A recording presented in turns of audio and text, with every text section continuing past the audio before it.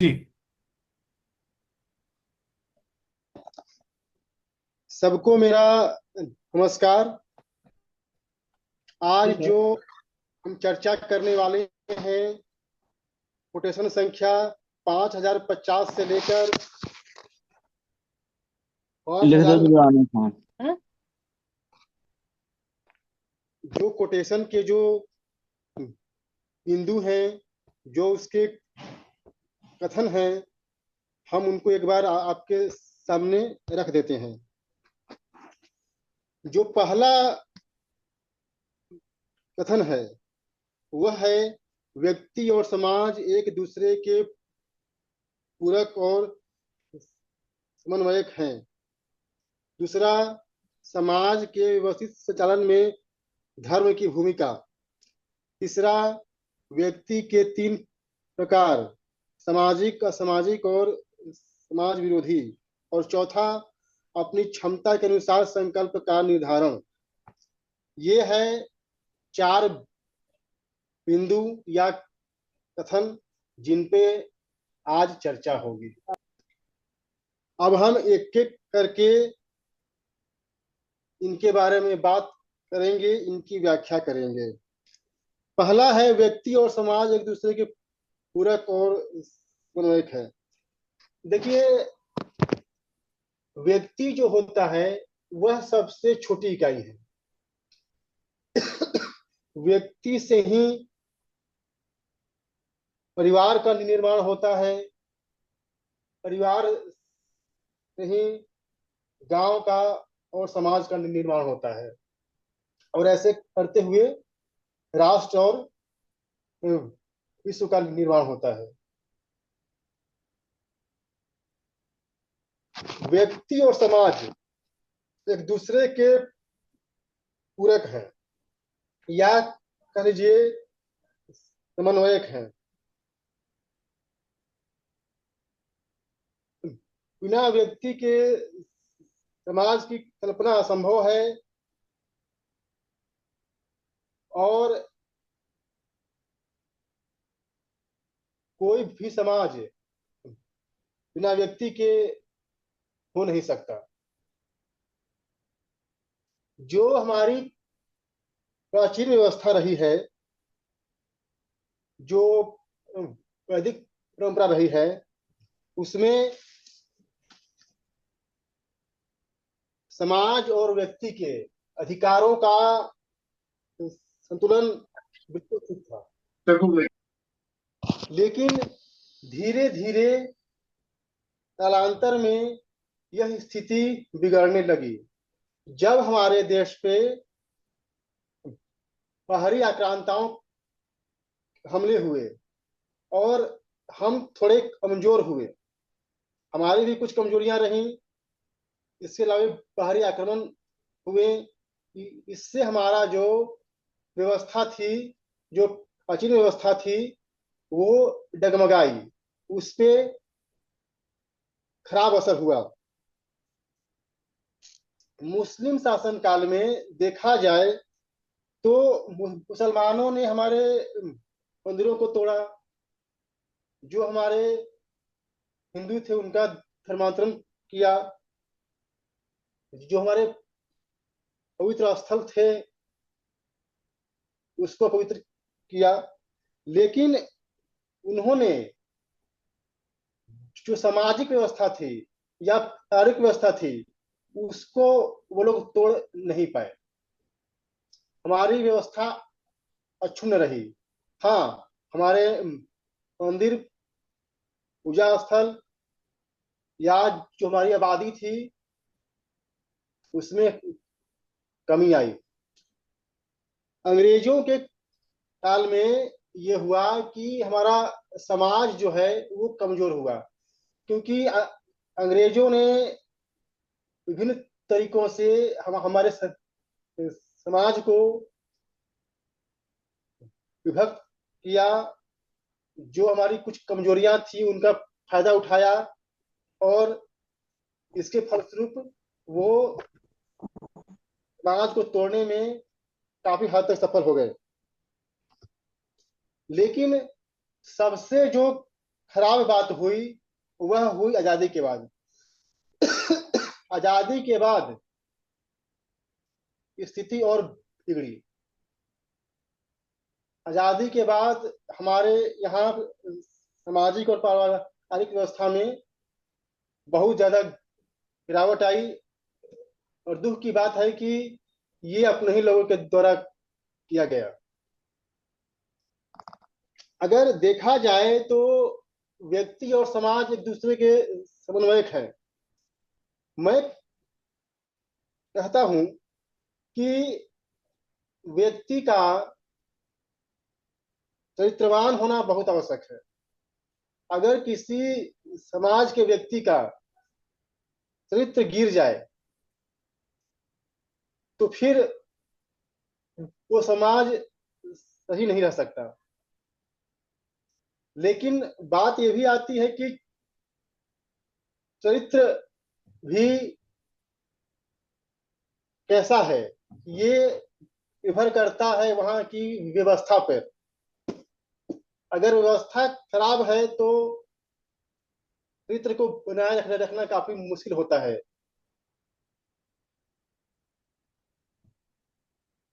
तो यहाँ पे ये देखना आवश्यक है कि जो व्यक्ति और समाज है एक दूसरे को प्रभावित करते हैं।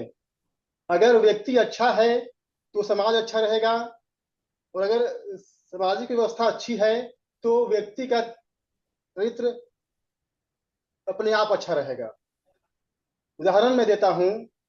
आज से 100 150 साल पहले या 50 साल पहले तक हमारे यहाँ जो यौनिक उचिता थी उसका बहुत महत्व था। हर व्यक्ति इसका ध्यान रखता था क्योंकि सामाजिक व्यवस्था में उसका बहुत महत्व था। या ये कह सकते हैं कि व्यक्ति चरित्रवान थे तो दोनों एक दूसरे के पूरक थे, वो व्यवस्था चली। लेकिन आज के समय में या तो हम ये कह लें कि व्यक्ति का चरित्र गिर गया या व्यवस्था ही ऐसी हो गई है कि आज में वो जो चरित्र है उसको बनाए रखना बहुत मुश्किल हो चुका है।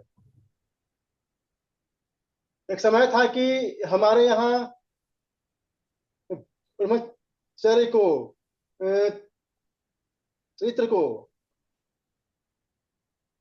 अधिक महत्व था। लेकिन आज के समय में अगर कोई ये बातें करता है तो उसे दकियानुसी और पिछड़ा कहा जाता है। तो इस बात से जो पहला कथन है हमने आपको समझाने का प्रयास किया। अब चलते हैं दूसरे कथन पे। समाज के विधि संचालन में धर्म की भूमिका। अब यहाँ आते हैं कि धर्म की क्या भूमिका है। अब यहाँ पे जो धर्म से आशय है वो कोई मजहब या पंथ या रीजन नहीं है। यहाँ धर्म का मतलब है कि व्यक्ति के संस्कार, व्यक्ति का चरित्र वो कैसा हो। जैसे कि हमारे अनु महाराज ने धर्म के 10 लक्षण बताए हैं तो उसी प्रकार हर व्यक्ति का एक धर्म है। अगर वो पुत्र है तो उसका धर्म है कि वो अपने माता पिता की सेवा करे। अगर वह माता पिता की भूमिका में है तो उसका धर्म है कि वह अपने बच्चों का ख्याल रखे। अगर वो पति की भूमिका में है तो अपनी पत्नी का ख्याल रखे। पत्नी की भूमिका में है तो अपने पति का ख्याल रखे। तो ये है धर्म। और धर्म ही समाज को बांधता है, उसको विकसित करता है। एक बात और आती है कि धर्म जो होता है एक तो होता है कर्तव्य के रूप में जिसकी मैंने अभी बात की। और दूसरा जो होता है वो कर्मकांड के रूप में भी होता है और उसका भी महत्व होता है। जैसे कि हमारे यहाँ एक पुराण है गरुड़ पुराण। अब गरुड़ पुराण की जो विशेषता क्या है, उसमें दंड का उल्लेख है कि तुम ये कुकर्म करोगे तो तुमको ये दंड मिलेगा। भले वो बातें सही हो या न हो, वो है तो कर्मकांड, लेकिन वो हमारे जीवन को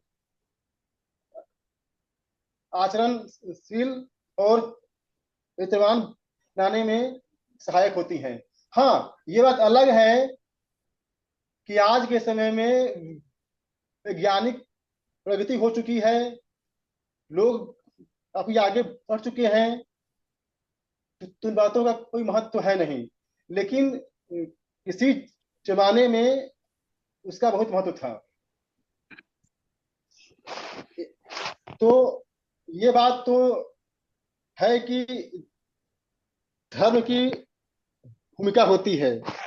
जो तीसरी बात है, व्यक्ति के तीन प्रकार, सामाजिक, असामाजिक और समाज विरोधी। अब देखिए, सामाजिक व्यक्ति उसे कहते हैं जो समाज के बनाए हुए मानदंडों को, उसके नियम, उपनियम, संस्कार, उसकी अच्छा बुरे को वो मानता हो, वो सामाजिक है। असामाजिक उसे कहेंगे जो उनसे उदासीन हो। जैसे कि उदाहरण मैं देता हूं, किसी का एक्सीडेंट हो गया, एक व्यक्ति है, वो उससे उठाकर या पुलिस इन्फॉर्म कर वो उसको हॉस्पिटल हो जाता है, वो सामाजिक है। एक है जो खड़ा होकर तमाशा देख रहा है, उसका वीडियो बना रहा है, वो चुपचाप बैठा हुआ है, वो असामाजिक है। और तीसरी जो श्रेणी है, वो है समाज विरोधी। वो उसका क्या कार्य है, वो जो पीड़ित व्यक्ति है, उसका वो पर्स लेकर भाग जाएगा, जो उसके पास पैसे रहेंगे कि उसको लेकर भाग जाएगा। समाज विरोधी हम बोलेंगे। तो ये हुआ तीसरा कथन। चौथा जो है, अपनी क्षमता के अनुसार ही आप संकल्प ले। ये बात बहुत आवश्यक है। हमें पहले अपनी क्षमताओं को जानना पड़ेगा। भाई, हम में क्या क्षमता है, हम में क्या क्षमता है। अगर हमको गायक बनना है तो पहले हमको जानना पड़ेगा कि क्या हमारा आवाज अच्छी है, हम हमारी आवाज अच्छी है, उसमें कोच है। अगर हमें योद्धा बनना है तो हमको देखना पड़ेगा कि क्या हम साहसी है उतने, क्या हमें क्षमता है। अगर हमें विचारक बनना है, हमें जानना पड़ेगा कि क्या हमें है, किसी भी चीज को, घटना को, विषय को गहराई से समझने की। अगर नहीं है तो व्यक्ति को वो काम नहीं करना चाहिए। हमारा तो यहाँ तक कहना है, जो व्यक्ति जो काम नहीं कर सकता, उसे छोड़ देना चाहिए। इसमें कोई बुराई नहीं है। जो आपकी क्षमता है, जो आपको आता है अपने जीवन में, आप वही काम कीजिए, देखा देखी मत कीजिए। तो इस तरह से मैंने जो चारों कथन है, मैंने आपके सामने रखा। आप लोगों ने मेरी बात को सुना, इसके लिए आपका धन्यवाद।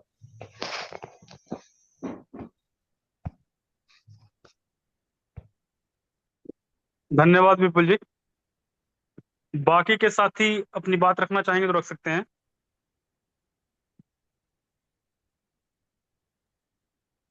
सभी बंधुओं को नमस्कार। बोलिए पवन जी। व्यक्ति और समाज एक दूसरे के पूरक और समन्वयक। व्यक्तियों से ही समाज बनता है। व्यक्ति ना हो तो समाज की कल्पना ही नहीं की जा सकती है। समाज के व्यवस्थित संचालन में धर्म की भूमिका। समाज की व्यवस्थित संचालन में धर्म की कोई भूमिका नहीं होना चाहिए। धर्म का काम समाज का संचालन नहीं।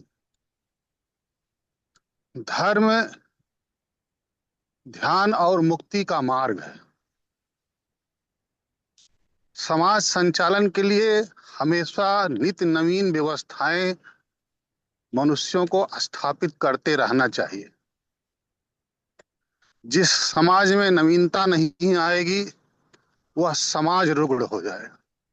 धर्म बड़ा नहीं होता है, यह भारतीय दर्शन ने जाना।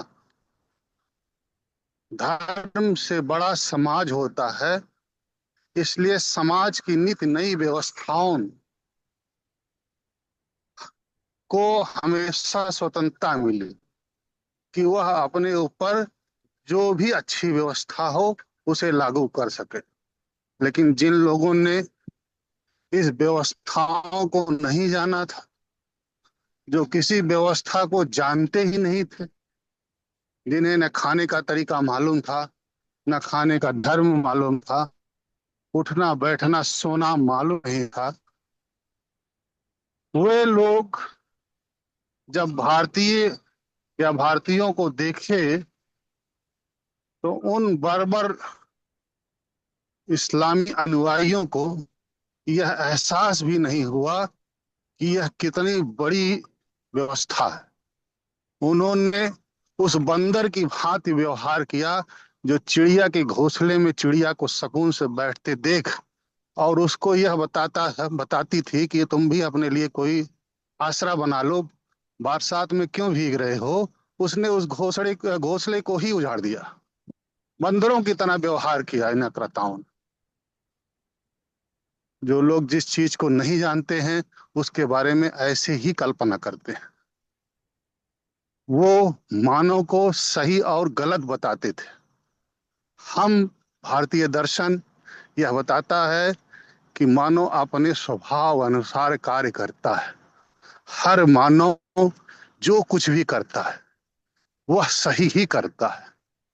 जिस दिन जिस व्यक्ति को यह एहसास हो जाता है कि मैं कुछ गलत कर रहा हूं, वह अपनी गलती को उसी क्षण छोड़ देता है।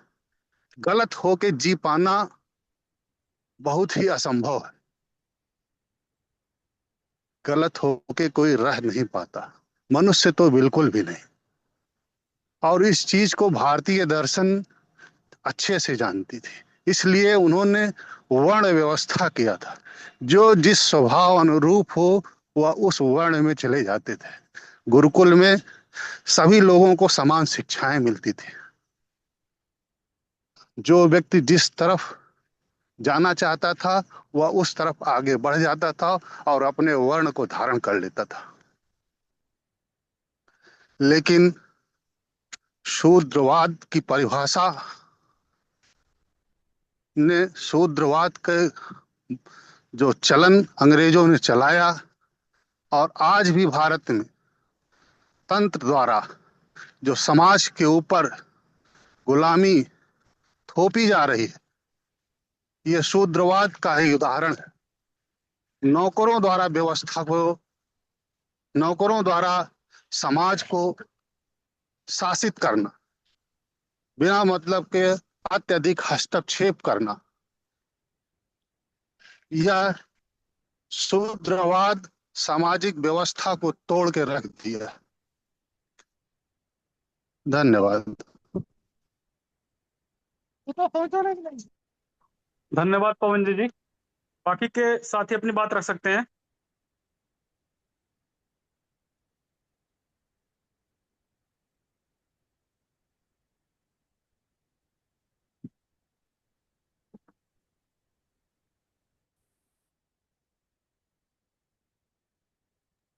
चलिए मैं थोड़ा सा इस विषय पर रख देता हूँ।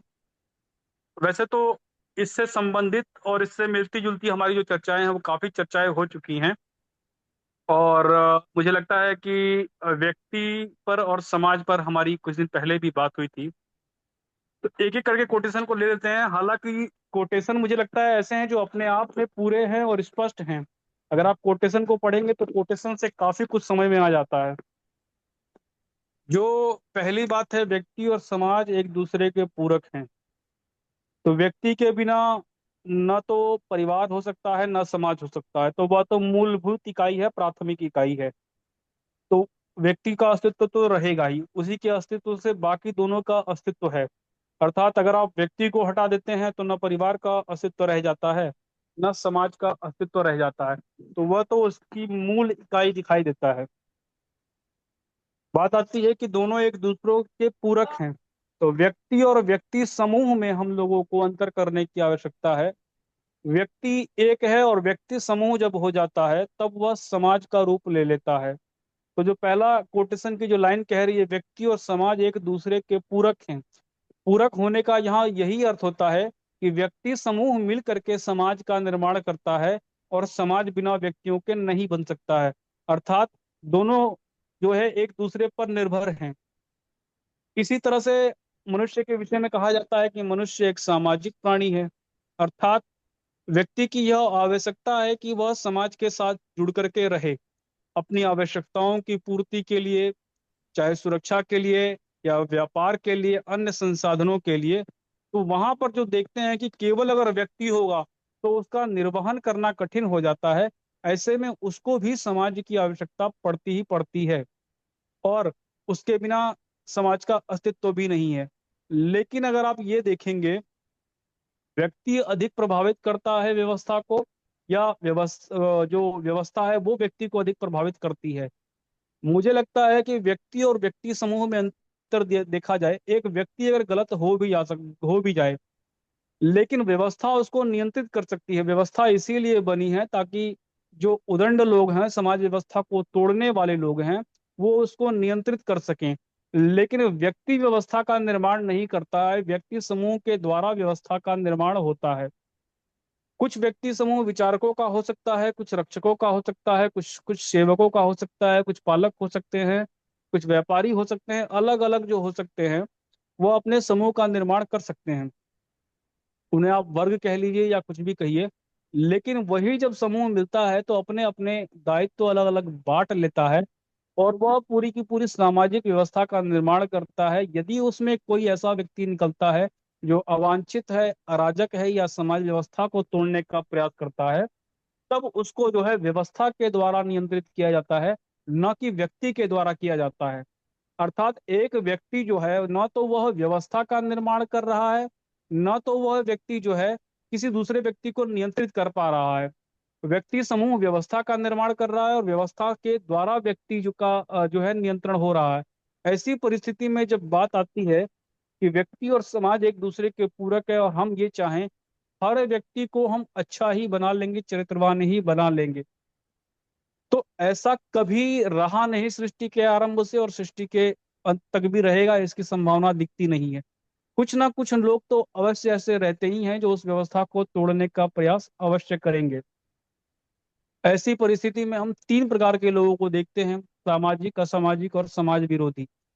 तो जो सामाजिक लोग हैं उन्हें क्या करना चाहिए? जो दानवीय प्रवृत्ति के लोग हैं, जो राक्षसी प्रवृत्ति के लोग हैं, उन लोगों के विरुद्ध जो है जो मानवीय प्रवृत्ति के लोग हैं उनको भी अपने साथ लेना चाहिए।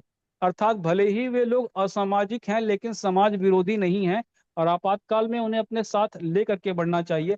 तभी किसी व्यवस्था का निर्माण हो सकता है, या फिर जो असामाजिक हैं उनको भी धीरे धीरे जो है संस्कारित किया जा सकता है।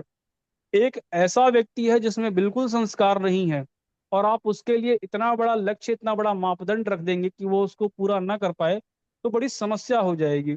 वो धीरे धीरे उन्नति करता है। अगर मेरी क्षमता जो है वह 20 किलो उठाने की है, और आप अचानक से मेरे ऊपर 50 किलो या 100 किलो का भार डाल देंगे, तो जाहिर सी बात है कि मैं उसको उठा नहीं पाऊंगा, मेरे लिए वो नुकसानदायक है। या मेरी क्षमता इतनी नहीं है कि मेरा जो शत्रु है वो बहुत बलवान है और मेरे अंदर बहुत अधिक हिम्मत, बहुत अधिक साहस बढ़ जाए, और मैं संकल्प ले लूं कि मैं उसको जो है नष्ट कर दूंगा, तो संकल्प लूंगा तो मेरा ही विनाश हो जाएगा। तो इस जो चर्चा का जो चौथा बिंदु है, जो ये कहता है क्षमता के अनुसार संकल्प, अर्थात मुझे अपनी क्षमता भी देखनी पड़ेगी। उसी प्रकार से व्यक्ति को या अपराधियों को नियंत्रित करने के लिए अगर केवल सामाजिक लोग नहीं नियंत्रित कर पा रहे हैं, तो उस परिस्थिति में उन्हें आपातकाल में असामाजिक लोगों का भी जो है समर्थन लेना चाहिए। ऐसा नहीं है कि हमने ये सिद्ध कर दिया कि हम तो बहुत अच्छे हैं और दुष्ट और अपराधी के विरुद्ध हम ही लड़ लेंगे भले ही हमारी क्षमता ना हो। तो मेरी क्षमता ही अगर 20 किलो की है तो मैं 50 किलो कहाँ से उठा पाऊंगा? उस परिस्थिति में मैं अगर अपने से अधिक क्षमता वाले से लड़ रहा हूं तो मैं जाहिर सी बात है, मैं पिट करके ही आऊंगा। तो हिम्मत होना और बुद्धिमानी होना बड़ा बहुत दोनों अलग अलग चीजें हैं।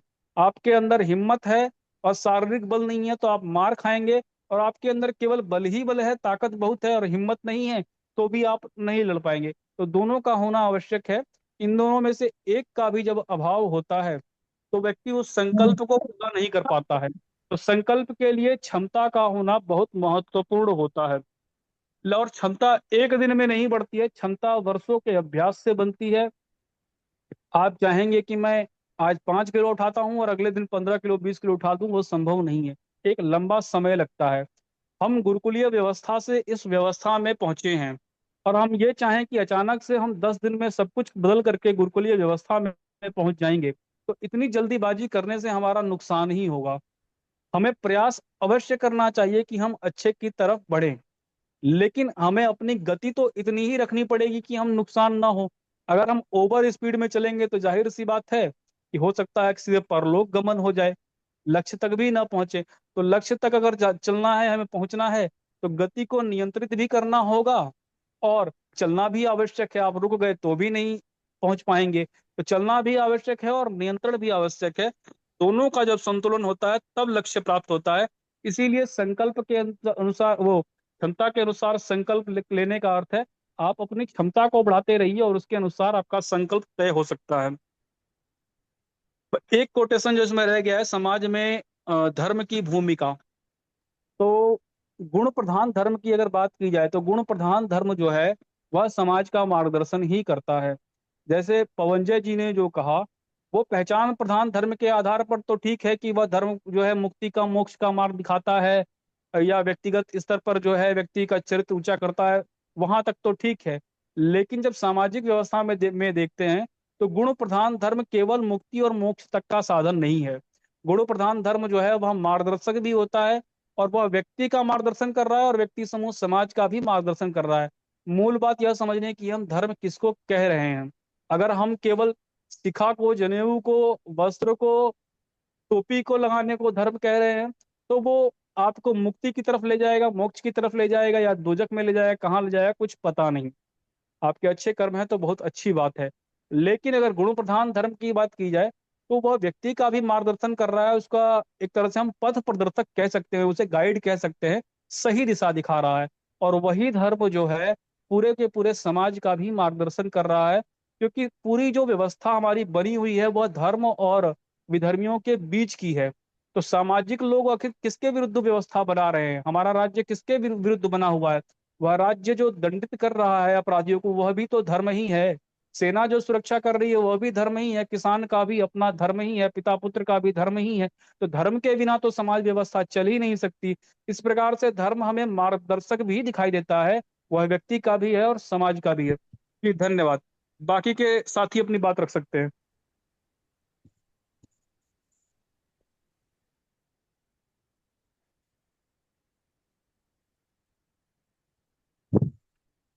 जी मंगला प्रसाद जी कुछ बोल रहे हैं।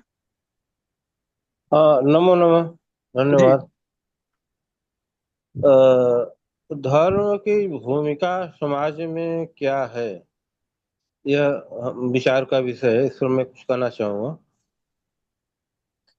धर्म की भूमिका जो है मूलतः व्यक्तिगत होती है। मनुष्य को अपने मार्गदर्शन के लिए कर्तव्य परायणता को प्राप्ति के लिए। और धर्म की दूसरी भूमिका होती है उपासना संबंधी। व्यक्ति जो जिस उपासना पंथ का जो है कि वो ग्रहण करता है, उसके हिसाब से वह जो है कि धर्म की अपना मार्गदर्शन लेता है, और व्यक्तिगत जो आचार विचार पद्धति है, नियम है, वो सब धर्म से ग्रहण किया जाता है। समाज में धर्म की कोई भूमिका मुझे समझ में नहीं आती है कि समाज में धर्म की कोई भूमिका होती है। क्या धार्मिक लोग समाज में होते हैं, वे धार्मिक लोग समाज के अधिकारी, पदाधिकारी या नेतृत्व कर्ता हो सकते हैं और उनके द्वारा नेतृत्व किया जाता है, लेकिन उन सभी में उनका जो व्यक्तिगत धर्म है, गुण धर्म है, जो इनका व्यक्तिगत कर्तव्य धर्म है, वो महत्वपूर्ण होता है। समाज में कोई ऐसा, समाज का कोई धर्म होता है, ऐसा कुछ नहीं होता है जहाँ तक मैं समझता हूँ। और कुछ लोग कहते हैं कि समाज का भी धर्म होता है या समाज धर्म के साथ चलता है, ऐसा कुछ हमारे समझ में नहीं आता है। समाज जब भी चलता है वह अपने नेतृत्वताओं के, अपने जो है कि वरिष्ठ, अपने मार्गदर्शकों के हिसाब से चलता है, और मार्गदर्शक उसके कैसे होते हैं उसके अनुसार समाज की वृत्ति होती है। तो हर तरह के समाज होते हैं, यहाँ तक कि लुटेरों का भी समाज होता है, और दुष्ट व्यक्तियों का भी समाज होता है, सज्जन व्यक्तियों का भी समाज होता है।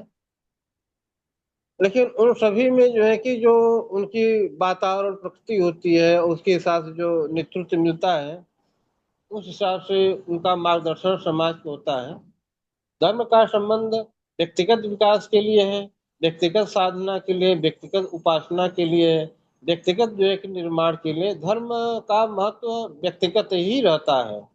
और व्यक्ति जो है कि जो वह धार्मिक व्यक्ति, जब जो शुद्ध धर्म का पालन करने वाला धार्मिक व्यक्ति यदि वह कोई नेतृत्व करता है तो अधार्मिक व्यक्ति से अच्छा नेतृत्व कर सकता है।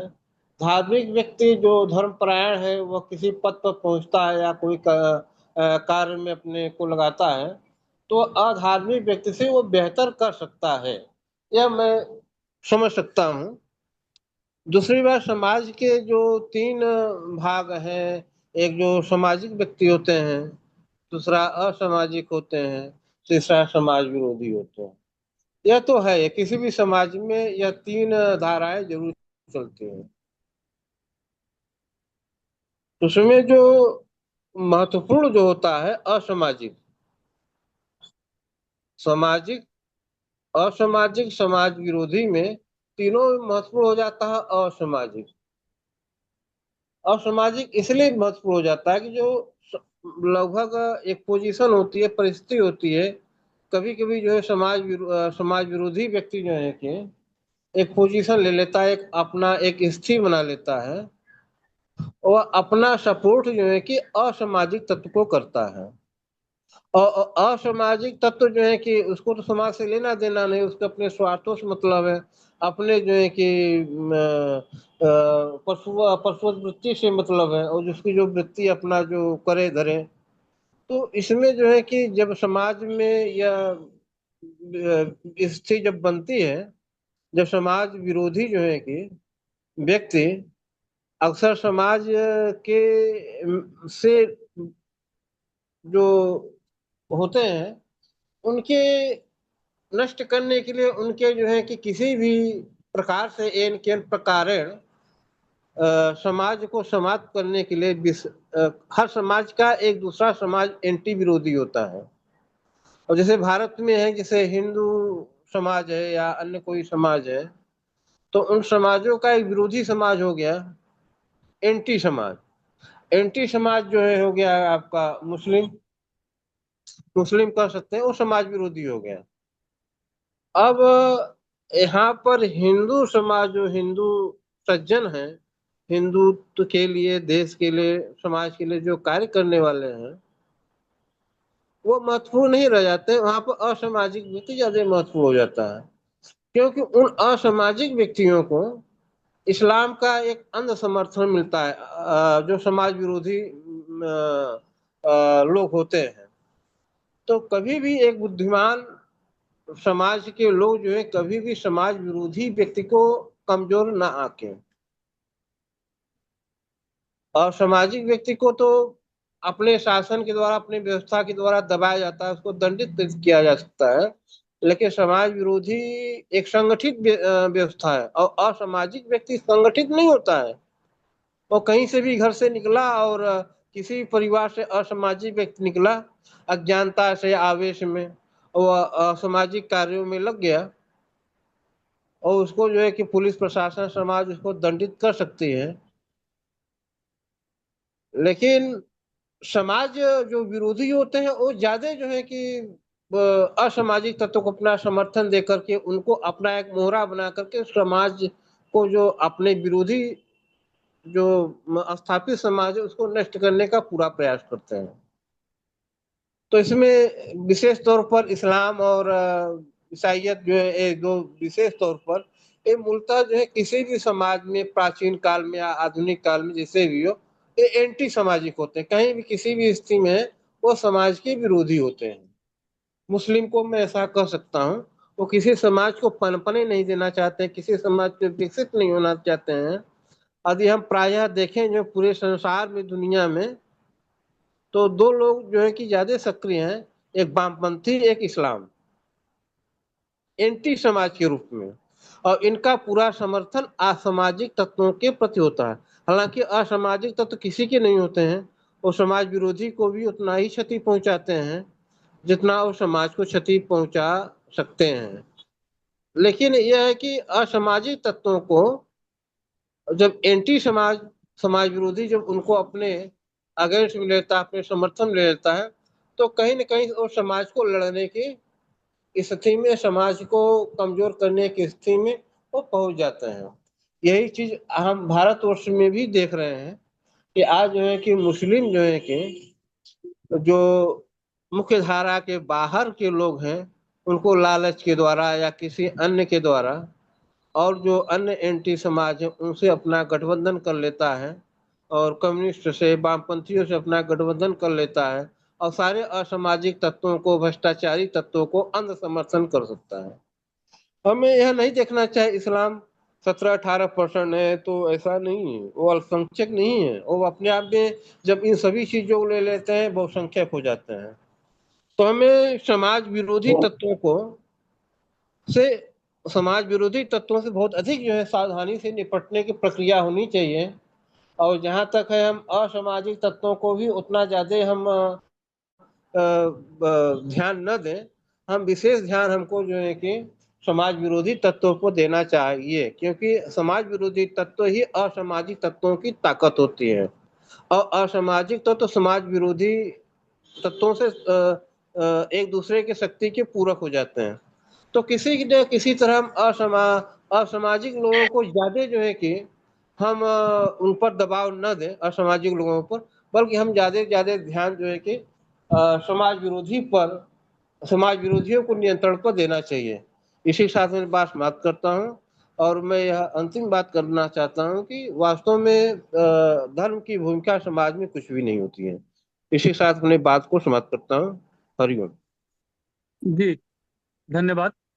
एक लाइन में मैं कुछ कहना चाहूंगा। जी बताइए।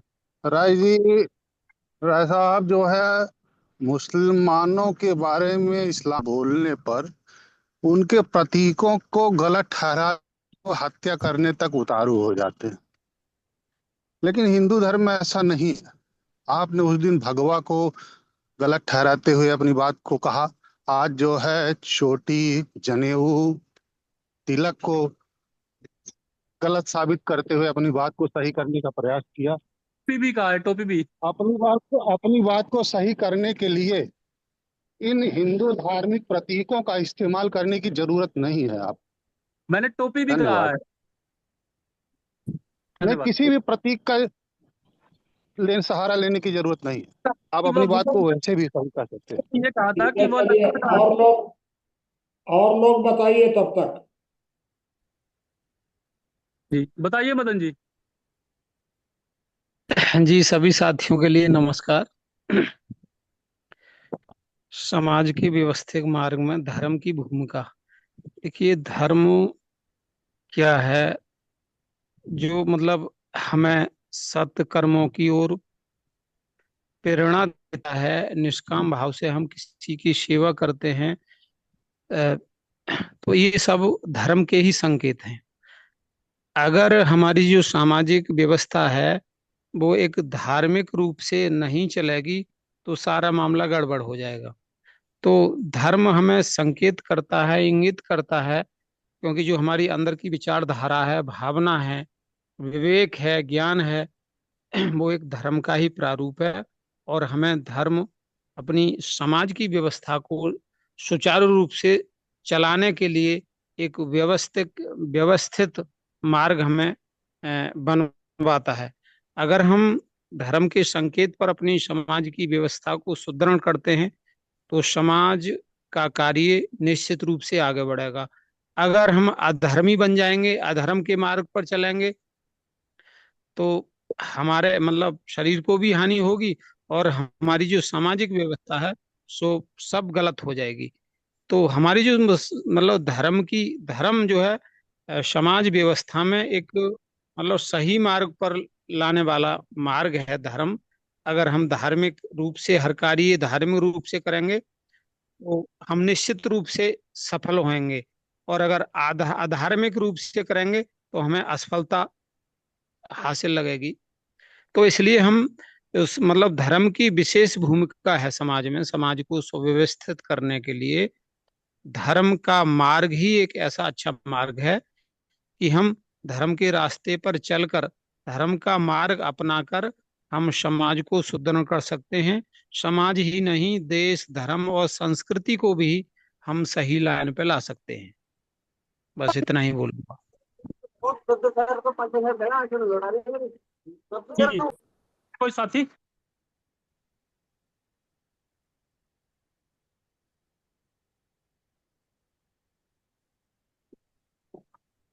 जी, और बताइए। अभी तो सारे साथी रह गए हैं। अभी तो सब लोग बचे हुए हैं, 19 लोग हैं अभी। 4-5 लोग ही अपनी बात रखे हैं।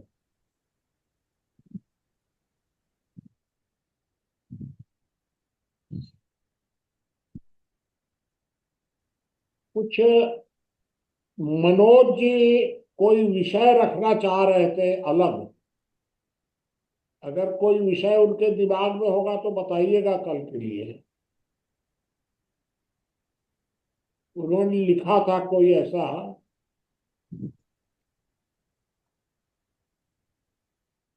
चलिए, तो सुनील देव जी के लिए बहुत अच्छा विषय है। और जी, राजेश। हाँ, बताइए। वैद्यनाथ कहना चाह रहे हैं। हाँ,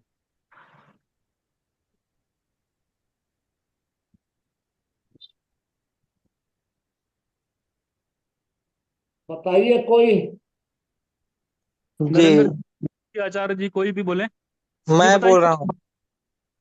मैं बोल रहा हूँ भैया। जी बताइए। निधि को प्रणाम, सबको प्रणाम। मैं मैं बस धर्म के बारे में बता रहा हूँ कि धर्म का समाज को ठीक करने में भूमिका रहता है, ऐसा नहीं है कि नहीं रहता है। जैसे लेकिन धर्म को लोग सब अलग अलग समझते हैं, जैसे हिंदू, मुस्लिम, सिख, ईसाई, बौद्ध, जैन। वो अलग है। मैं जो धर्म का व्याख्या कर रहा हूँ ये कुछ और कर रहा हूँ।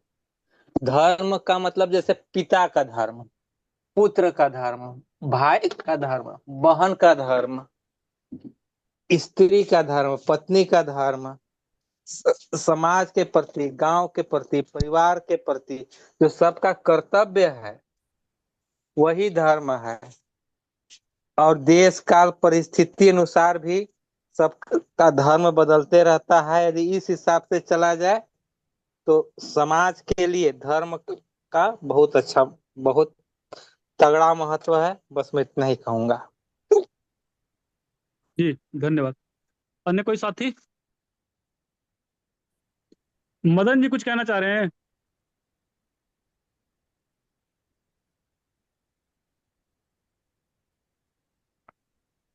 मैंने तो बोल दिया। जी जी।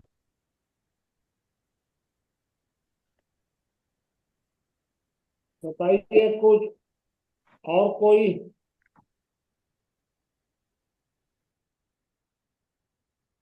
बाबूजी, मैं एक बात कहना चाह रहा था। हाँ। बाबूजी, मुझे लगता है कि राजतंत्र में व्यक्ति का प्रभाव पड़ता है चरित्र पर नागरिकों के। लोकतंत्र में व्यवस्था का अधिक प्रभाव पड़ता है। तो हमें यह भी ध्यान रखना चाहिए कि किस व्यवस्था में किसका प्रभाव पड़ रहा है। लोकतांत्रिक व्यवस्था में नेता अगर चरित्रहीन होंगे और व्यवस्थाएं अच्छी होंगी तो कुछ कुछ चल जाएगा, क्योंकि व्यवस्था का प्रभाव व्यापक है। लेकिन चरित्रहीन लोग व्यवस्था बनाएंगे तो नीयत खराब होगी, तो अच्छी व्यवस्था बन ही नहीं पाएगी। लेकिन मूल जो प्रभाव है वो व्यवस्था का है। राजतंत्र में राजा अगर ठीक है तो उसका व्यापक व्यापक प्रभाव रहता है, क्योंकि वो सबको नियंत्रित करता है। तो जितनी अधिक व्यवस्था केंद्रित होगी उस केंद्र का प्रभाव व्यापक होगा।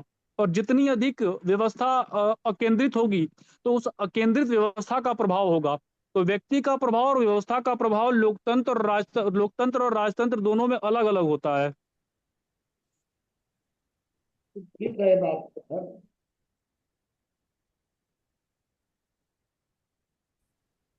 कोई पवंजा जी कुछ पूछना चाह रहे थे या बोलना चाह रहे थे उस समय? अभी अगर कोई बात हो तो बताइएगा आप। हाँ बाबा, मैं ये कह रहा था कि अपनी बात को सही साबित करने के लिए किसी भी धार्मिक प्रतीकों का उपयोग करना या किसी महापुरुष के आड़ में बात कहना गलत बात है। अपनी बात को हम ऐसे भी सही साबित कर सकते हैं या अपनी बात को हम ऐसे भी कह सकते हैं, क्योंकि उन प्रतीकों के मर्म को शायद हम अच्छे से न जानते हैं। यह वह चर्चा के लिए एक लंबा विषय है। उनकी आड़ में उनको गलत या सही कह देना यह ठीक नहीं है। ठीक है, मैं आपको इस पर ये बता दूं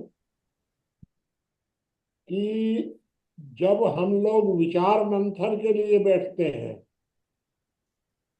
इस प्रकार के जो लोग हैं उनको कभी भी प्रतीकों का या महापुरुषों के नाम का उपयोग नहीं करना चाहिए।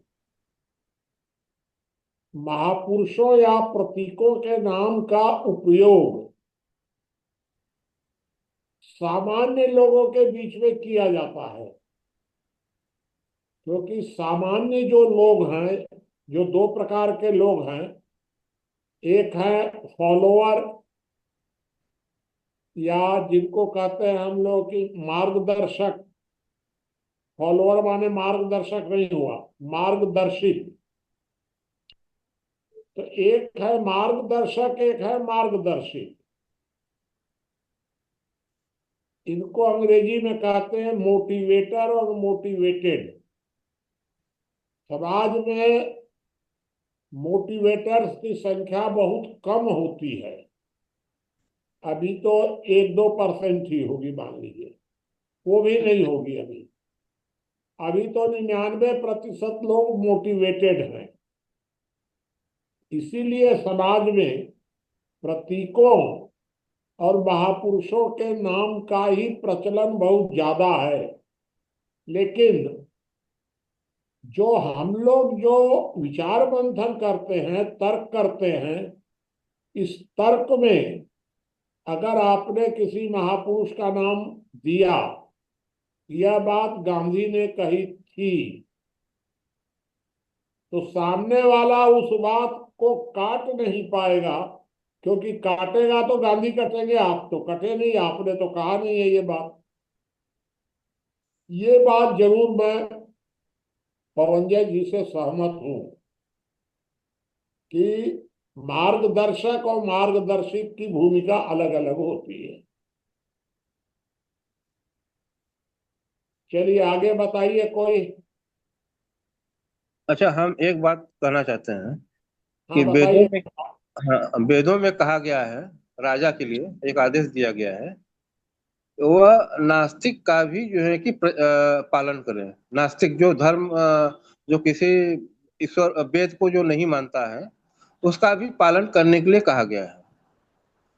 तो यहाँ पर यह सिद्ध होता है कि समाज में धर्म की भूमिका नहीं है। हाँ, धार्मिक लोग समाज में होते हैं, समाज का संचालन करते हैं, लेकिन समाज में धर्म का क्या औचित्य है, हमें समझ नहीं आता। समाज में धर्म का कोई, समाज को यथा परिस्थिति के अनुसार जो है संचालन किया जाता है, लेकिन यह है कि समाज में धार्मिक व्यक्ति लोग होते हैं, समाज में नास्तिक व्यक्ति भी लोग होते हैं, समाज में विभिन्न प्रकार की उपासना पद्धतियों के लोग हो सकते हैं। तो समाज को किसी एक धर्म से संचालित किया जाए, ऐसी कोई परिकल्पना जो है वेदों ने नहीं दिया है। वेदों ने हमेशा कहा है राजा के लिए कि वह नास्तिक का भी उसी तरह प्रजा पालन करे जो वेदों को नहीं मानता है। कहने का तात्पर्य है। नहीं, एक बात बताइए मंगला प्रसाद जी, हाँ कि धर्म का अर्थ हाँ। गुण प्रधान मान रहे हैं या संगठन प्रधान वर्तमान समय में? धर्म हर व्यक्ति का अपना व्यक्तिगत होता है, अपने जीवन के उन्नति में अपने कर्तव्य को पालन करने के लिए। अब व्यक्ति का अपना गुण होता है, उस गुण को अपने धर्म के द्वारा जो है कि, और गुण धर्म दोनों एक ही शब्द है, तो अपने गुणों के विकास के लिए धर्म का एक आधार चाहिए। वो ठीक है। अपना व्यक्तिगत विकास करता है, उस अपने धार्मिक ज्ञान के द्वारा यदि व्यक्ति समाज को प्रेरित करता है, संचालन करता है, तो उसका वह प्रेरक स्थिति हो जाती है। वहां पर वह व्यक्ति अपना धर्म निर्वाह करता है, न कि वहां पर कोई धर्म है। चलिए और बताइए कुछ। जी मैं पंडित जी के, मंगला प्रसाद जी के ये बातों में इस सवाल को हाँ। थोड़ा सा और विस्तार दूंगा। देखिए, वेद जो है वो समाज के लिए, किसी धर्म के लिए नहीं। और राजा जो होता है वो समाज का राजा होता है, किसी धर्म का राजा नहीं होता है। तो समाज में जितने भी प्रकार के लोग हैं, चाहे वो आस्तिक हों, चाहे वो नास्तिक हों, चाहे वो ईश्वर को जानने वाले हों, चाहे वो मानने वाले हों, चाहे न मानने वाले, राजा तो सबका पालनहार है। इसलिए राजा को जो वेद की तरफ से जो आज्ञा है वो यही है कि आप जो है सबका ध्यान रखें। वेद चोर और डाकुओं के लिए भी प्रार्थना है, कुकर्मियों के लिए भी प्रार्थना, वेद में सबकी जगह है। धन्यवाद। ठीक है। और कोई? आचार्य जी हैं अभी, श्रीकांत जी, सोहन जी, नरेंद्र जी या मोहन जी कुछ कहना चाहेंगे? हाँ। ब्रजेश जी, दरअसल में मैं इनके पात्रा जी आए हैं तो हम उड़ीसा में कब जाना उस मामले पर चर्चा हो रही थी। मैं ज्यादा ठीक। ध्यान से आज का विषय सुन नहीं पाया। ठीक है, बताइए किसी को और कोई बात कहनी हो तो। चलिए मैं आपको बताऊं। अब बाबू जी, मेरा एक प्रश्न है। हाँ। क्या नास्तिक व्यक्ति को हम विधर्मी मान सकते हैं, या फिर कोई ईश्वर को न मानता हो और अच्छे कर्म करने पर उसे धार्मिक माना जाए, और कोई कोई व्यक्ति ऐसा है जो ईश्वर को मानता है और बुरे काम करता है, तो धर्म का धार्मिक होने का आधार क्या होगा, ईश्वर को मानना या ना मानना? नहीं, देखिए वास्तव में धर्म जो है वह धर्म जो आपने पढ़ा होगा, मैंने भी जो ए, पढ़ा है, ए, ए, ए, ए, ए, ए, धनुस्तेयम एक मिनट। इंद्रिय निग्रह। मुनि जी, जरा हम इस बात करते हैं हाँ कि बताइए। हाँ, जो देखिए, नास्तिक का मतलब यह नहीं हुआ कि अधार्मिक हो गया, नास्तिक का मतलब यह नहीं हुआ कि वो गलत व्यक्ति हो गया। नास्तिक का मतलब, नास्तिक व्यक्ति भी सज्जन हो सकता है, नास्तिक व्यक्ति भी सदाचारी हो सकता है। तो नास्तिक की बात अलग हो गई। और धार्मिक अच्छा व्यक्ति होना जरूरी नहीं कि धार्मिक कहने मतलब नास्तिक व्यक्ति को गलत क्यों कहा जाए, जो है कि इस दृष्टि से न लिया जाए हमारे कहने का मतलब है नास्तिक को। तो इस दृष्टि से तो नास्तिक भी धार्मिक हो सकता है। नहीं। नास्तिक व्यक्ति भी सज्जन होता है। बहुत से नास्तिक व्यक्ति हैं जो कि ईश्वर को नहीं मानते हैं, लेकिन उनकी सज्जनता जो है कि उनके में पाई जाती है। उनका किसी भी समाज में या कोई अपना आग्रह नहीं होता कि आप यह बात मानिए। वो अपने आचरण से जो है कि अच्छे आचरण में लगे रहते हैं। तो नास्तिक का मतलब यह नहीं होना चाहिए जो आप लोग कर रहे हैं। जी बाबू जी, एक आप अपनी बात रख सकते हैं। एक लाइन में इस सवाल का जवाब मैं भी दे देता हूँ। देखिए, भारतीय दर्शन में ये है, नास्तिक का भी अपना धर्म है, वो ईश्वर को नहीं मानता है। नास्तिकों का धर्म है, कोई ईश्वर को नहीं मानते हैं, उनके अपने नियम है, उस पे वो चलते हैं, वो भी धार्मिक है। ईश्वर को मानना ही धर्म है, यह सिर्फ इस्लाम कहता है, ईसाइयत कहती है, भारतीय दर्शन नहीं कहता। भारतीय दर्शन का धर्म बहुत बड़ा है। धन्यवाद। चलिए, और कोई कुछ?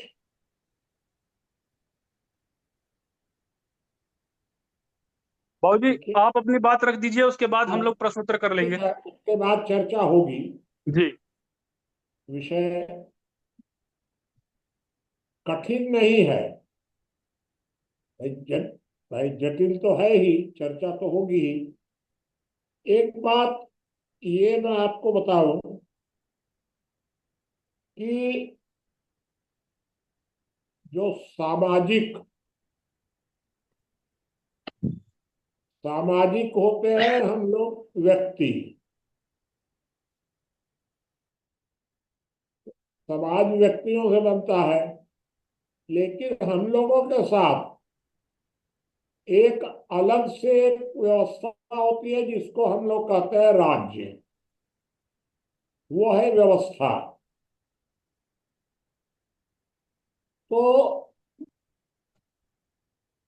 जो एक होता है साधन और एक होता है लक्ष्य। जो समाज है या हम लोग जो हैं व्यक्ति, जो अपने को धार्मिक कहते हैं या जो भी कहते हैं, हमारा लक्ष्य पवित्र होना चाहिए। लक्ष्य हमारा ठीक होना चाहिए, मार्ग भी ठीक होना चाहिए। आप अपने लक्ष्य को प्राप्त करने के लिए अगर गलत मार्ग से चलेंगे तो वह अच्छा नहीं माना जाएगा।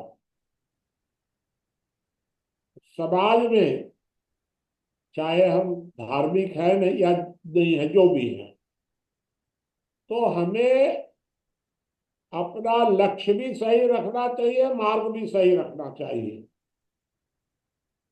लेकिन राज्य के लिए ये बाध्यकारी नहीं है। राज्य के लिए यह बाध्यकारी है कि उसकी नीयत तो ठीक हो, लेकिन मार्ग गलत हो सकता है। राज्य के लिए जरूरी नहीं है कि उसका साधन और साध्य दोनों सही हो। यह बात एक विचारणीय है हम लोगों के बीच में कि हम लोगों के लिए साधन और साध्य दोनों सही होना चाहिए, राज्य के लिए नहीं। इसीलिए यह बात मान्य सिद्धांत है कि हम लोगों को कानून का पालन करना चाहिए। हमें समाज में अहिंसक होना चाहिए। राज्य हिंसक हो सकता है, राज्य बल प्रयोग कर सकता है। ये जो समाज और राज्य के बीच में, ये इसी कोटेशन में ही है एक बात। दूसरी बात यह है कि हमें कभी भी अपनी क्षमता से ज्यादा वजन नहीं उठाना चाहिए। एक उदाहरण से आपको समझाएं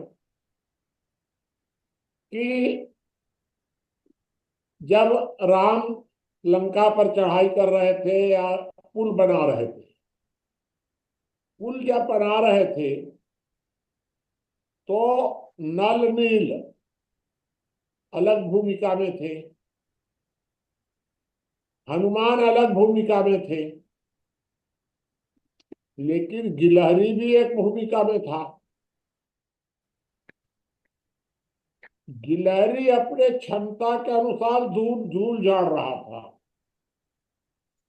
नल नील अपनी क्षमता के अनुसार पत्थर तैरा रहे थे। अगर नल और नील धूल झाड़ने लग जाते तो पुल नहीं बन पाता, और अगर गिलहरी पत्थर डालने लग जाता तो गिलहरी अपना काम भी नहीं कर पाता।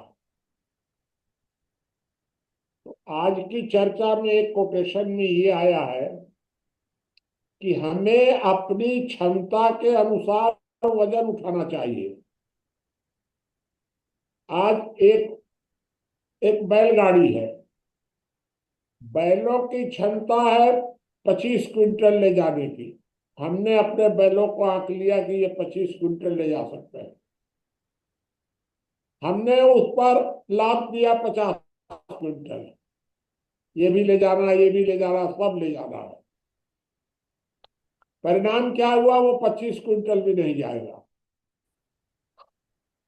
लेकिन बैलों की क्षमता है 25 क्विंटल ले जाने की, और हमने 1 क्विंटल ही उस पर लादा, यह भी उचित नहीं है। तो राज्य को और समाज को अपनी क्षमता का ठीक ठीक आकलन करने की क्षमता होनी चाहिए। और ये क्षमता किसमें होगी? जब आप समझदार बनेंगे तभी तभी आप यह सही आकलन कर सकते हैं कि हमें कितना वजन उठाना चाहिए। अगर आप भावना प्रधान हो जाएंगे तो बहुत ज्यादा उठा लेंगे, और बुद्धि प्रधान हो जाएंगे तो हल्का हल्का आप उठा लेंगे और बाकी सब छोड़ देंगे। ये बुद्धि प्रधान होना और भावना प्रधान होना, इन दोनों के बीच में ही संतुलन होना चाहिए। ये आज के कोटेशन की महत्वपूर्ण बात इसमें है कि हमें अपनी क्षमता के अनुसार क्षमता का सही सही आकलन करने की भी क्षमता होनी चाहिए। और अगर वो क्षमता नहीं होगी तो हम आकलन नहीं कर पाएंगे। एक बात और आई है इसमें कि व्यक्ति का चरित्र चरित्र बनता कैसे है? चरित्र बनता है संस्कारों से। तो व्यक्ति के चरित्र का व्यवस्था पर प्रभाव पड़ता है, क्योंकि व्यक्ति समूह ही व्यवस्था बनाते हैं। अब जब व्यक्ति समूह का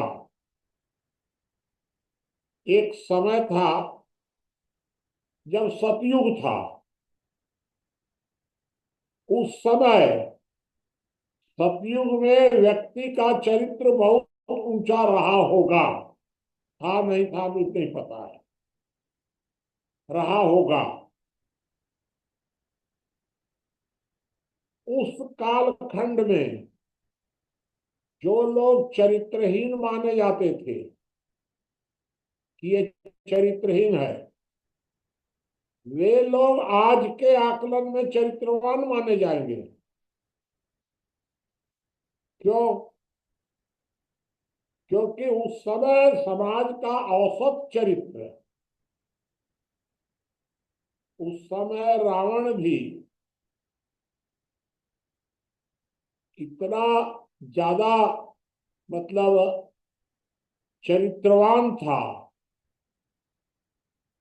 कि आज रावण अगर होता तो रावण को मारते नहीं, क्योंकि आज के औसत चरित्र से रावण का चरित्र अच्छा था। उस समय के औसत चरित्र से रावण का चरित्र बुरा था। ये भी हम लोग को समझना पड़ेगा कि हमारा औसत चरित्र कैसा है। चरित्र का निर्माण कहाँ से होता है? तो संस्कारों से। और संस्कार तैयार करने में माता पिता की तो भूमिका है ही, लेकिन धर्म की भी भूमिका बहुत है। क्योंकि जो धर्मगुरु होते हैं, धार्मिक लोग होते हैं, धर्मगुरु कहिए, धर्मगुरु अपने प्रवचनों के माध्यम से, विचारों के माध्यम से, अपने उपदेशों के माध्यम से समाज में चरित्र निर्माण करते हैं। ये भूमिका धर्म की है। मैं उस धर्म को नहीं कह रहा हूं जो हिंदू और मुसलमान और ईसाई, इसको मैं इस धर्म के आधार पर नहीं कह रहा हूं, गुण प्रधान धर्म के आधार पर। तो समाज में चरित्र का भी महत्व है,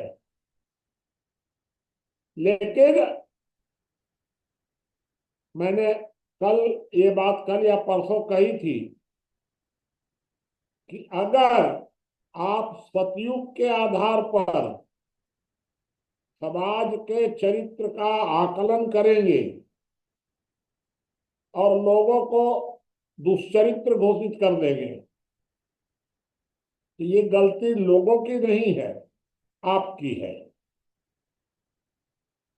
जैसे आपको एक बात बताएं, एक घटना आज की, कि आज अब कुछ लोगों ने, कुछ थोड़े से लोगों ने सुप्रीम कोर्ट में एक एप्लीकेशन लगाई है और उस एप्लीकेशन में ये कहा गया है कि जो धारा 377 के आधार पर जानवरों के साथ किया गया सेक्स, पशुओं के साथ किया गया सेक्स अब अपराध नहीं माना जा रहा, क्योंकि धारा 377 हटा दी गई है। कानून में भी हटाई गई है अभी, और सुप्रीम कोर्ट ने पहले भी हटाया था, लेकिन अब कानून में हटा दिया गया है। इन लोगों का मानना है कि नहीं, वो धारा रहनी चाहिए। उस धारा के मुताबिक अगर किसी पशु के साथ सेक्स किया गया तो उसमें 10 साल की सजा होगी।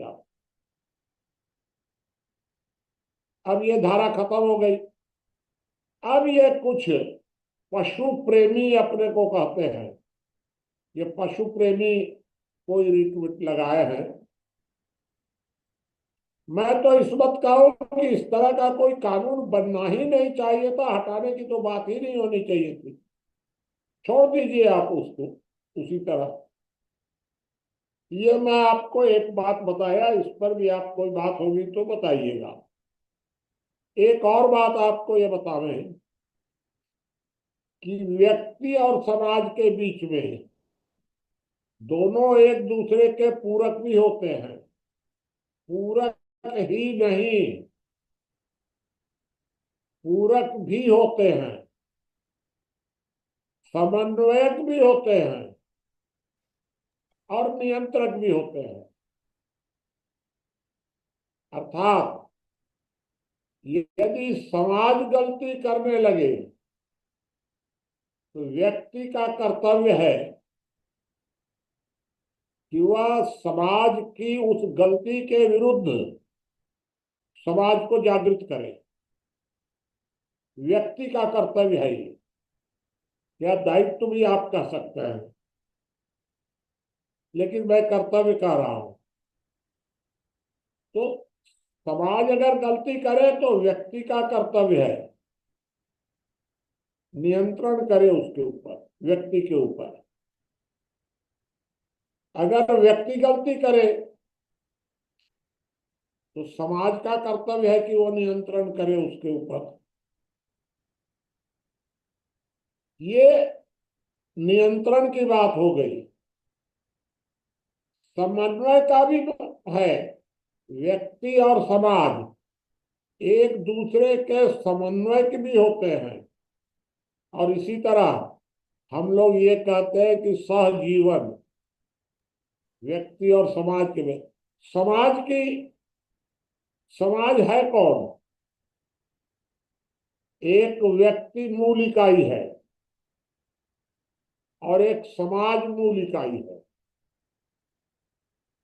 क्योंकि समाज का कोई संगठित स्वरूप तो है नहीं अभी, आज तक बना ही नहीं है कभी।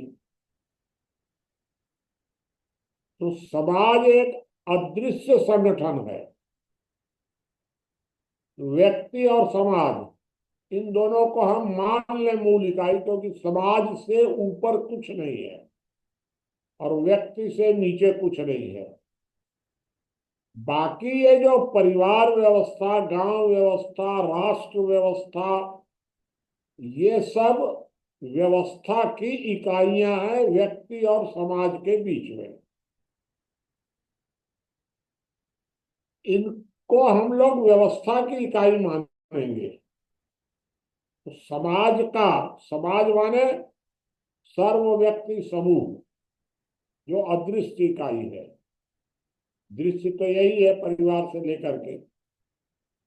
तो इन सब इकाइयों का कर्तव्य है, परिवार का यह कर्तव्य है कि परिवार का अगर कोई सदस्य भूखा है तो उसके भूख की परिवार चिंता करे। परिवार का कोई सदस्य बहुत योग्य है, अगर वो योग्य व्यक्ति अपना कमा कमा के अपनी चिंता करने लग जाएगा तो बाकी सहजीवन की क्या भूमिका होगी। इसलिए समाज का आपस में समन्वय भी होना चाहिए, एक दूसरे के प्रति आवश्यकताओं के अनुसार अपने को ढालना भी चाहिए। और नियंत्रक को मैंने आपको बता ही दिया। और पूरक भी होना चाहिए, व्यक्ति को समाज का पूरक होना चाहिए और समाज को व्यक्ति का पूरक होना चाहिए। अगर कोई भी व्यक्ति समाज में भूख के कारण मर जाता है तो समाज की यह जिम्मेदारी है कि समाज उसको भूख से न मरने दे, और कारण से मरता है तो मरे, देखा जाएगा। लेकिन कोई व्यक्ति भूखा न रहे, यह सोच समाज की होनी चाहिए। कोई व्यक्ति भूखा न रहे, ये चिंता परिवार को करनी चाहिए। लेकिन अगर परिवार ही भूखा है तो कौन चिंता करेगा? गांव चिंता करेगा। लेकिन अगर किसी गांव के लोग ही इतना कमजोर हैं कि वो गांव के लोग ही नहीं कर सकते हैं कुछ, किसी भूखे को भोजन देने की स्थिति नहीं है, अपना ही पेट नहीं भर रहा है गांव के लोग, उस समय पूरे समाज की जिम्मेदारी बन जाती है कि वह उस गांव के लोगों की चिंता करे। यह बात एक दूसरे की हम पूरक हैं, व्यक्ति और समाज। इस बात को भी हमें हमेशा ध्यान रखना चाहिए। और कई विषय हैं इस मामले में, लेकिन और विषयों पर काफी चर्चा हुई है। जो कुछ अछूता हमको लगा, दो तीन विषय, उनको मैं आपके सामने और क्लियर किया। अब चलिए खुली चर्चा। आप लोग अब मेरे से ही पूछ सकते हैं, आप दूसरों से भी डायरेक्ट भी पूछ सकते हैं, बोल भी सकते हैं, कोई बात। जी। अन्य कोई साथी अपनी बात रखना चाहेंगे? या किसी का कोई प्रश्न हो तो प्रश्न रख सकते हैं।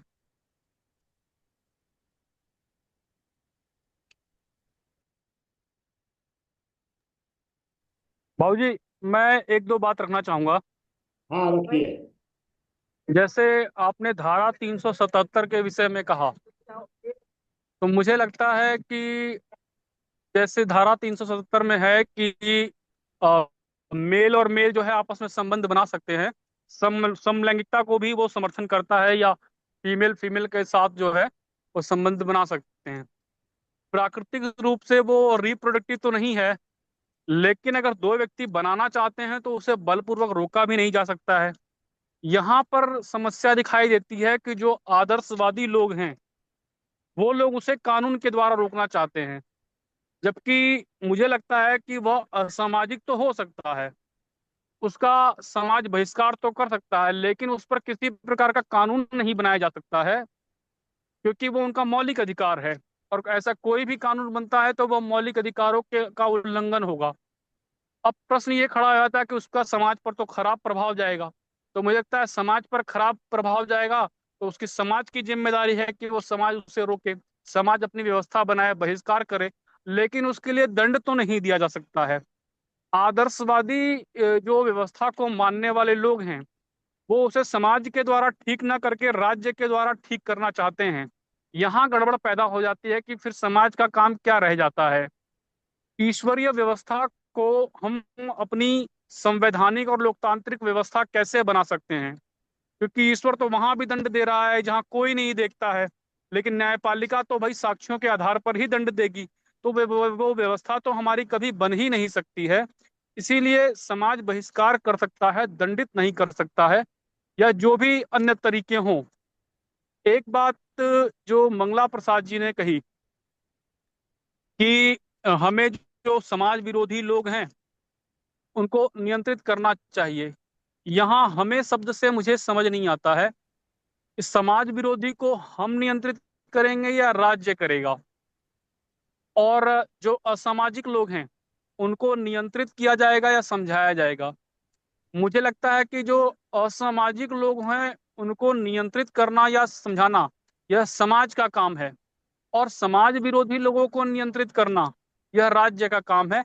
उसमें हम सहयोगी हो सकते हैं, लेकिन हम लोगों को आपराधिक तत्वों पर नियंत्रण की जगह प्रयास करना चाहिए कि असामाजिक जो तत्व हैं उन पर हम नियंत्रण कर सकें। एक व्यक्ति अगर आत्महत्या करना चाह रहा है तो हम लोग उसे समझा सकते हैं कि आत्महत्या न करे, लेकिन बलपूर्वक हम न तो उससे हम लोग रोक सकते हैं, न तो राज्य रोक सकता है।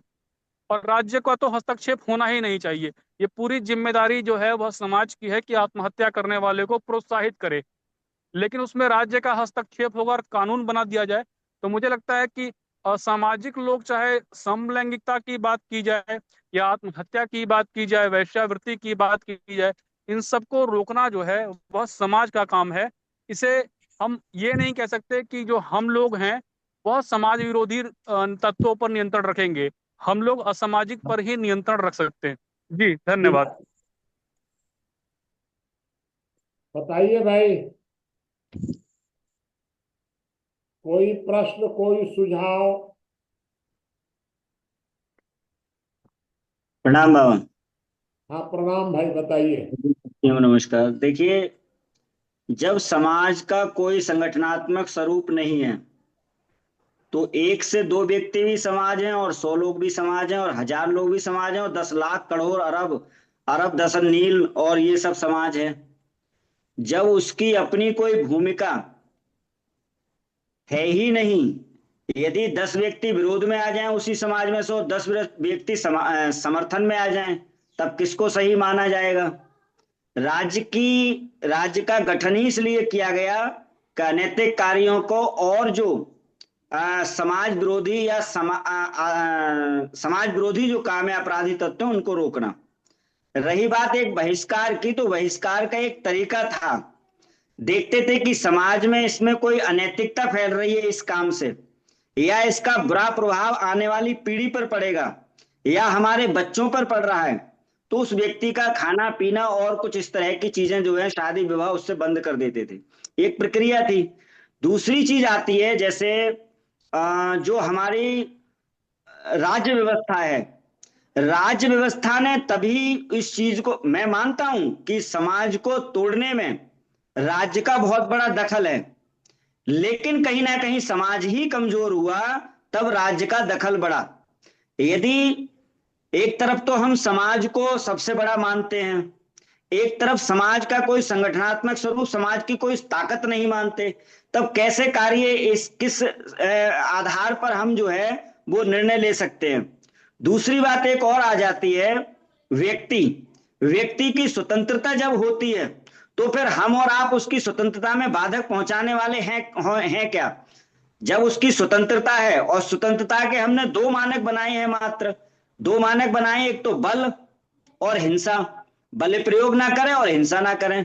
यदि उसके विपरीत कोई काम करता है तो उसकी स्वतंत्रता है, मौलिक अधिकार है उसका। तो ना तो समाज की कोई भूमिका रहती है वहां पर, ना राज्य की कोई भूमिका रहती है। मैं समझ रहा हूं व्यक्ति की अपनी स्वतंत्रता, यदि आप इस बात को प्रमाणित करते हैं कि व्यक्ति की स्वतंत्रता है, मैं भी मानता हूं, और मौलिक अधिकार है, मैं भी मानता हूं, लेकिन वो बल प्रयोग नहीं कर रहा है और वो हिंसा नहीं कर रहा है, तो ना समाज रोकने वाला है ना राज्य रोकने वाला है। अगर इसमें समाज या राज्य हस्तक्षेप करता है तो फिर उसका मौलिक अधिकार या जो स्वतंत्रता है उसमें बाधा पहुंचाई जा रही है। तो किस आधार पर नैतिक अनैतिक और ये सब तैयार हो, समाज की भूमिका क्या है? जब तक हम तैयार ही नहीं कर पाएंगे कि समाज की भूमिका क्या है, राज्य की भूमिका क्या है, तो ये इन चीजों का एक कोई भी निष्कर्ष जो है, जैसे कि माना आपने नैतिकता, नैतिकता समाज इसीलिए आज भी मान्यता देता है, इसलिए देता है कि समाज में उच्च आदर्श स्थापित हो, अर्थात जो एक अच्छी परंपरा है, मानवीय परंपरा है, व्यवहारिक परंपरा है, या देवत्व की परंपरा है, या इंसानियत की परंपरा है, उसका संचालन हो। तो ये सब उसके अंतर्गत आ जाते हैं, जो उच्च आदर्श की बात की जाती है। उच्च आदर्श का मतलब और कोई दूसरा नहीं होता, जियो और जीने दो। दूसरी अपनी अपनी व्यवस्थाएं बहुत सारी हैं, लेकिन मैं, एक प्रश्न है बाबा, जैसे हम समाज, आपने कहा अभी कि समाज सबसे बड़ा है, मैं भी कुछ हद तक मानता हूं, समझता हूं, लेकिन जब समाज का कोई मूर्त रूप ही नहीं है तो फिर वो हस्तक्षेप कैसे करे? उसको कोई अधिकार ही नहीं है। राज्य को अधिकार समाज ने दिया है, एक गठन किया, यदि राज्य उसको कर रहा है, उसकी स्वतंत्रता और मौलिक अधिकार में यदि बाधा नहीं बन रहा है, तब उसको हम गलत कैसे कहें? ठीक है, चलिए, देखिए, जो सुनील देव जी ने प्रश्न किया है कि समाज की का कोई भौतिक स्वरूप नहीं है, वो है 750 करोड़ व्यक्तियों का समाज, सर्व व्यक्ति समूह। लेकिन समाज की पहली इकाई है परिवार। तो अगर आपका परिवार 5 लोगों का है, ये 5 लोगों का हो गया पारिवारिक समाज, ये समाज हो गया आपका 5 लोगों का। 5 लोगों ने मिल करके एक मुखिया चुन दिया तो वो बन गया राज्य। ये पांचों लोग बैठ गए तो समाज हो गया। इसी तरह देश में 140 करोड़ व्यक्ति हैं, ये है समाज, राष्ट्रीय समाज उसको कह सकते हैं, जो जो नाम देना हो दे दीजिए। ये हो गया आपका समाज। लेकिन जब आपने एक सरकार बना दी तो सरकार बन गई राज्य। राज्य प्रत्येक व्यक्ति को नियंत्रित करने का अधिकार रखता है। 140 करोड़ व्यक्ति को, और 140 करोड़ व्यक्तियों को यह अधिकार है कि वह राज्य को नियंत्रित कर दे। मतलब 140 करोड़ व्यक्तियों की बात राज्य को हर हालत में माननी ही होगी, और राज्य जो आदेश देगा वह प्रत्येक व्यक्ति को मानना बाध्यकारी है। यही राज्य और समाज की वर्तमान में व्यक्ति, राज्य और समाज, इस तरह का ही ढांचा अभी है बना हुआ। ठीक है बाबा, एक प्रश्न और बन रहा है इसी में, जैसे हाँ, आप एक प्रश्न और बताइए। क्या बताइए। 140 करोड़ व्यक्ति एक विचार के आधार पर आ सकते हैं? यानी विचार से मेरा मतलब ये है कि कोई भी बात जैसे होती है तो उस पर सबका समर्थन हो सकता है। मैं समझ रहा हूँ कुछ असमर्थन में, कुछ विरोध में भी आ जाएंगे। तब समाज का स्वरूप तो नहीं बना, कुछ कट गए उससे। जब कट गए तो संख्या बल का आधार होगा, या फिर हम उसमें कुछ और प्रक्रिया अपनाएंगे? तो वो मैं आपको बताता हूँ कि परिवार में भी अगर 10 लोग हैं जी। तो 6 लोगों ने जो कहा जी। वो 10 का मान लिया गया। लेकिन अगर 6 लोगों ने कहा या 8 लोगों ने कहा और 2 लोगों ने उसको वीटो कर दिया, जी। नहीं मानेंगे, तब या तो आपके लिए यह मजबूरी है कि आप उसको 2 लोगों को सहमत करिए। इसीलिए सहमति, अनुमति और स्वीकृति, अगर कोई 2 लोगों ने सहमति नहीं दी लेकिन अनुमति दे दी कि ठीक है भाई 8 लोग कह रहे हैं, चलिए हम मान लेते हैं, हम सहमत नहीं है आपकी बात से, मान लेते हैं, पास हो गया, 6 लोगों का प्रस्ताव पारित हो गया, 10 लोग उसके अनुसार आचरण करेंगे। लेकिन अगर 2 लोगों ने कह दिया कि हम नहीं मानेंगे, तो या तो ये 8 लोग दबे, अपने को दबावे, थोड़ा सा समझौता करें, या दोनों को निकाल दें। और तो कोई उपाय नहीं है उससे ज्यादा। बहुमत का निर्णय ही मान्य हो जाता है। जी। मतलब 140 करोड़ व्यक्ति ने 70 करोड़ से एक व्यक्ति अधिक ने अगर कोई बात कही है तो बाकी सबको या तो मान लेना चाहिए या बैठ करके सहमति बनानी चाहिए, नहीं तो निकाल देना चाहिए। और क्या उपाय है इसका? जी। बाबू बाबा, जी, बाबा वो मैं 2 इसको लोग प्रश्न स्वेच्छा को से भी थोड़ा सा छोड़कर जा सकते बताऊंगा। हैं। हाँ, बताइए। बाबा आचार्य जी जो सवाल उठाए हैं ये आज की बहुत ही गंभीर समस्या है, क्योंकि जो पहले का समाज था उसमें 4 वर्णों में समाज बटा हुआ था और हर वर्ण अपने समाज के लोगों को सम्मान से हीन कर देता था उनके गलत कार्य करने पर। कहीं वो कमजोर होते हैं तो उस समाज के लोग अपने उस व्यक्ति का सहयोग करते थे। तो सहयोग और असहयोग, सम्मान और असम्मान समाज देता था, जिसके नाते सामाजिक व्यवस्था सुचारू रूप से चलती थी। लेकिन जब से रानी विक्टोरिया द्वारा नौकरों द्वारा राज स्थापित करने की व्यवस्था चली, और वह व्यवस्था आज भारत देश में स्वतंत्रता के बाद भी चल रहा है, जो तंत्र द्वारा समाज के ऊपर शासन किया जा रहा है, तंत्र द्वारा जो समाज को गुलाम बनाया जा रहा है, यह जो नौकरों द्वारा शासन की व्यवस्था है, ये जो शूद्रवाद है या नौकरवाद या शूद्रवाद कह लीजिए, यह समाज को अव्यवस्थित करने में, समाज को तोड़ने में लगा हुआ है। ठीक है,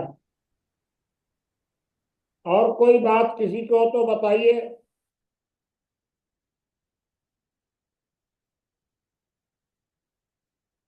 कोई प्रश्न हो?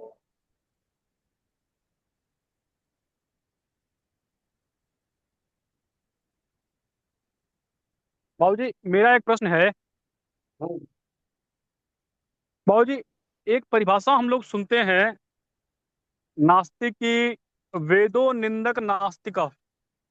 पुराने समय में वेद की निंदा करने वाले को नास्तिक कहते थे। फिर मेरी आचार्य हनुमत प्रसाद जी से चर्चा हुई तो वो कहते हैं कि कुल मिला जुला करके बात वही है, आप वेद की निंदा करिए या ईश्वर की निंदा कर लिए, एक ही बात हो गया। अर्थात दोनों को, जो वेद को नहीं मानेगा वह ईश्वर को भी नहीं मानेगा। तो फिर ठीक है, नास्तिक की परिभाषा हम लोग क्या बनाएंगे?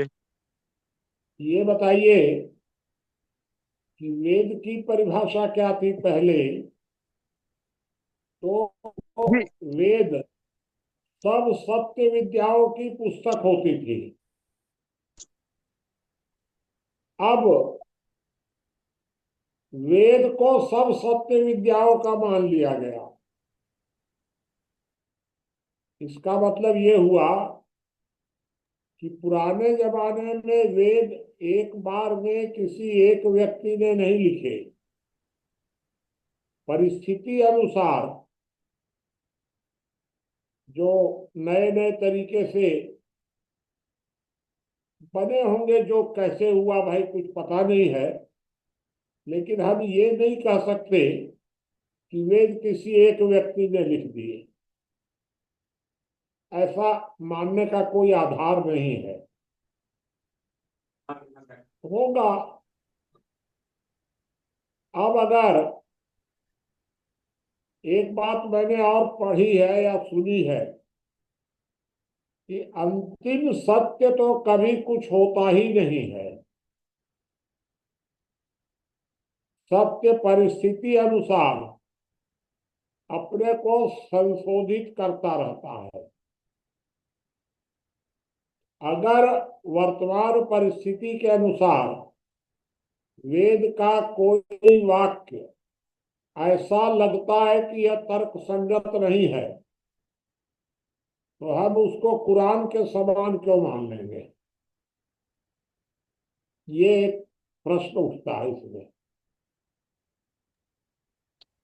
बाबूजी, पर यहीं पे आप लिखते हैं कि एक दाढ़ी वाले मुसलमान, एक चोटी वाले मुसलमान, ये दोनों फिर हाँ, जो है कट्टरता पकड़ लेते हैं।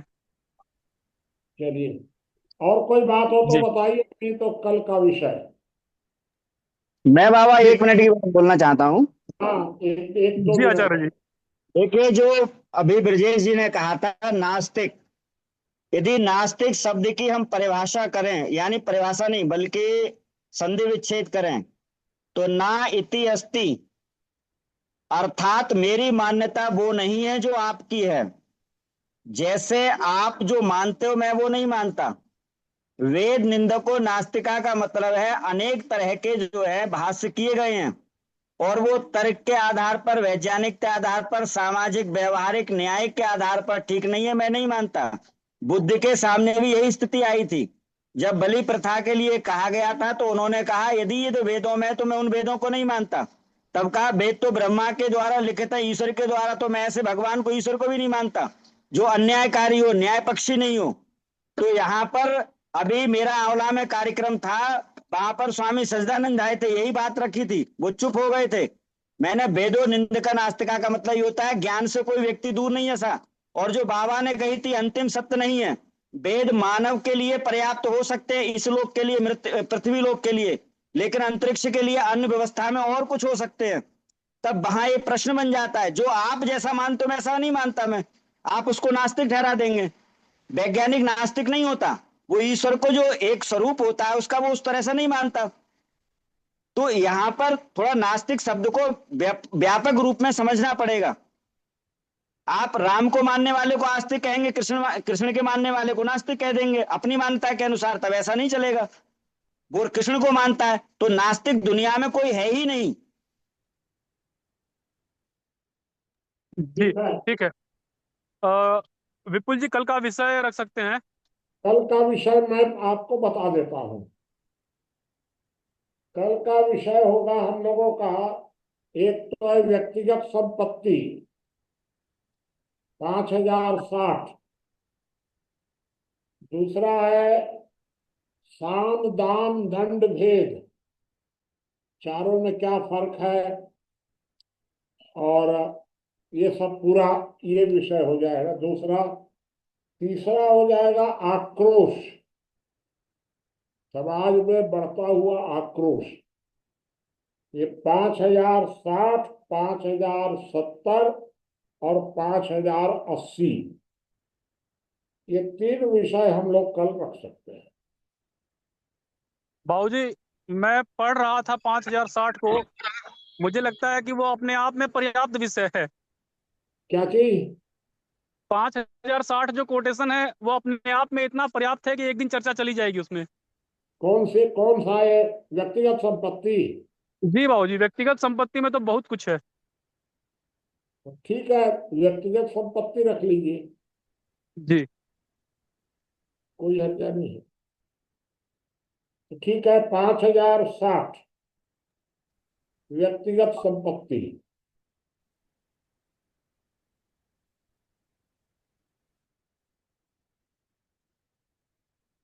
जी, रॉबिन जी मीटिंग को समाप्त कर सकते हैं।